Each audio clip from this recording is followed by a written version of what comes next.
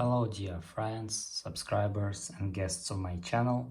In this video I want to show and tell you how to check last login location on Instagram. Please put your like, subscribe to my channel and share this video with your friends. And let's get started. So first we need to go to Instagram.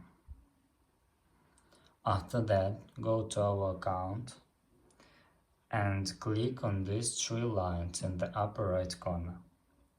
After that, click Account Center, and here you need to click Password and Security.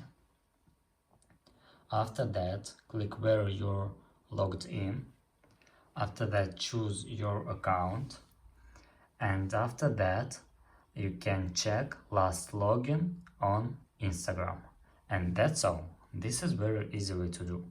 If you enjoyed this video and found it helpful, please put your like, subscribe to my channel, share this video with your friends and write good comments. Bye bye everyone, see you later.